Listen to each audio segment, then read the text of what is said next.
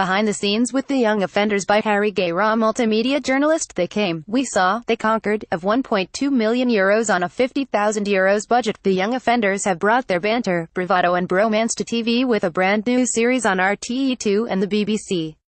While they were on location in Cork, the gang talked to Harry Guerin about making the jump from big screen to small, recognition and what fans can expect. Cast and crew: Peter Foot, writer-director, executive producer Alex Murphy, Connor, Chris Wally, Jock, Hilary Rose, Mariad. When we were making the film we had it in our heads it could be a series.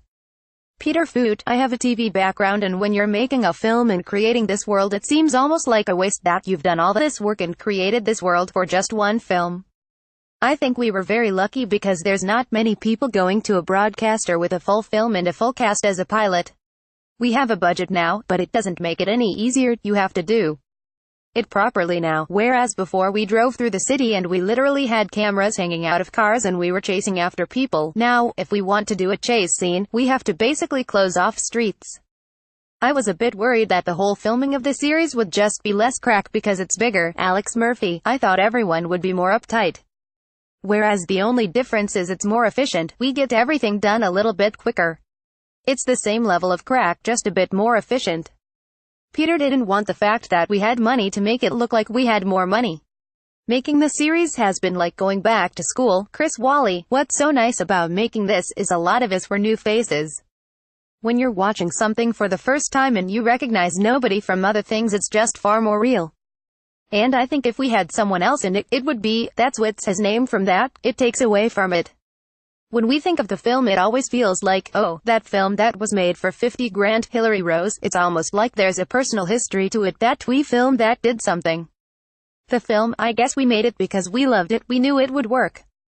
The story was good and it had a certain target audience. Whereas now this is being turned into a series, it's going to a fresh audience again. It's about trying to find that juggling act between what the film did and where the series is going. Every episode they go through a very strong emotional journey. Peter Foot: they definitely all learn something, but it's still a comedy. So it's an interesting way to have to write it, in that they have to go through emotional change in every episode, but also you need to reset them because otherwise they can't learn anything. Two comedy heroes, if they learn how to be better people, they're not funny anymore. You have to reset it back to where they will make the same foolish mistakes again and then go off and try and become better people.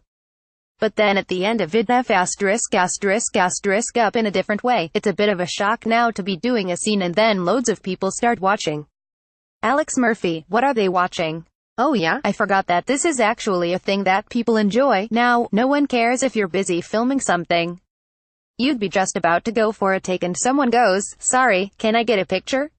No, obviously not, we're busy. With or without the haircuts, people recognize us now. Chris Wally: people are mad taking photos. Why do you want a photo of Alex? Like, I had one occasion that was really funny. I was out in a club in Cork and I was going to the cloakroom. This group of girls walked past me and they stopped and I heard one of them go, I thought that was the fella from the Young Offenders, but it wasn't. Yeah, he doesn't have curly hair.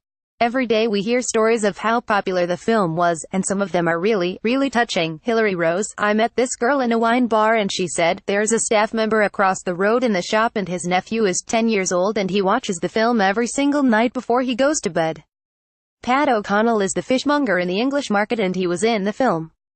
He has a picture of himself and the Queen in his shop in 2011. We shot the movie came out and he asked us for a signed poster.